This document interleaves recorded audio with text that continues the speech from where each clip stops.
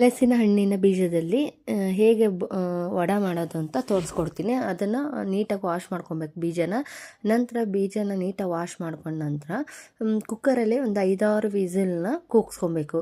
ಕೂಗ್ಸ್ಕೊಂಡ ನಂತರ ಅದು ನೀಟಾಗಿ ಬೆಂದಿರುತ್ತೆ ನೋಡಿ. ಈ ಥರ ನೀಟಾಗಿ ಬೆಂದ ನಂತರ ಅದನ್ನು ಒಂದೊಂದೇ ಸಿಪ್ಪೆ ಎಲ್ಲ ತೆಗೆದ್ಬಿಟ್ಟು ಬೇರೆ ಕಡೆಗೆ ಇಟ್ಕೋಬೇಕು. ಈ ಥರ ಸಿಪ್ಪೆ ಎಲ್ಲ ತೆಗೆದ್ಬಿಟ್ಟು ನಂತರ ಮಿಕ್ಸಿ ಜಾರಲ್ಲಿ ಹಾಕ್ಕೊಂಡು ಒಂದೇ ರೌಂಡು ಗ್ರೈಂಡ್ ಮಾಡ್ಕೊಬೇಕು. ಗ್ರೈಂಡ್ ಮಾಡ್ಕೊಂಡ ನಂತರ ಈ ಥರ ಬರುತ್ತೆ. ಇದನ್ನು ಒಂದು ಬೌಲ್ ತೊಗೊಂಡಿದ್ದೀನಿ.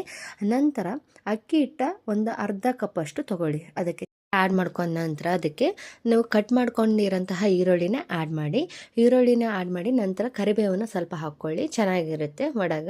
ಕರಿಬೇವು ಹಾಕೊಂಡ ನಂತರ ಕೊತ್ತಂಬರಿನ ಸ್ವಲ್ಪ ಆ್ಯಡ್ ಮಾಡ್ಕೊಳ್ಳಿ. ಇದು ಫಸ್ಟ್ ಟೈಮ್ ಮಾಡ್ತಿರೋದು, ಹೇಗೆ ಬರುತ್ತೆ ಅಂತ ಟ್ರೈ ಮಾಡೋಣ.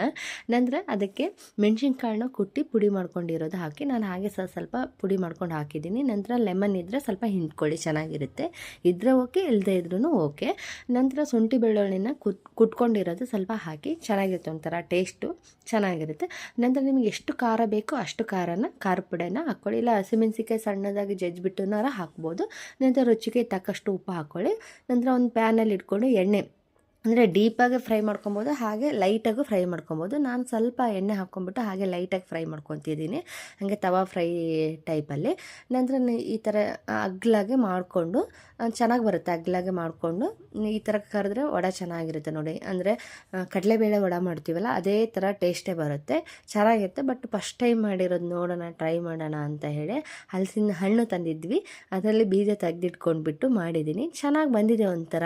ನಂತರ ಗೋಲ್ಡನ್ ಫ್ರೈ ಬರೋವರೆಗೂ ಎರಡು ಕಡೆನ ತೆಗೆದು ಫ್ರೈ ಮಾಡ್ಕೊಳ್ಳಿ, ಚೆನ್ನಾಗಿರುತ್ತೆ ನೋಡಿ. ಈ ಥರ ನಾವು ಮಾಡ್ಕೊಂಡು ತಿಂದರೆ, ಅಂದರೆ ಫಸ್ಟ್ ಟೈಮ್ ಮಾಡ್ತಿರೋದು, ಚೆನ್ನಾಗಿ ಬಂದಿದೆ ನೋಡಿ. ಈ ಥರ ಗೋಲ್ಡನ್ ಫ್ರೈ ಬಂದಮೇಲೆ ಅದನ್ನು ತೆಗ್ದುಬಿಡಿ ನೋಡಿ. ಎಲೆ ಎಷ್ಟು ಚೆನ್ನಾಗಿ ಅಂದರೆ ಮೆತ್ತಗೆ, ತಿನ್ನೋದಕ್ಕೂ ಚೆನ್ನಾಗಿದೆ ನೋಡಿ. ಸೋಡಾ ಹಾಕಿಲ್ಲ, ಏನೂ ಹಾಕಿಲ್ಲ, ಮೆತ್ತಗೆ ತುಂಬ ಚೆನ್ನಾಗಿದೆ. ಟೇಸ್ಟು ಹಾಗೆ ತುಂಬ ಚೆನ್ನಾಗಿತ್ತು ನೋಡಿ.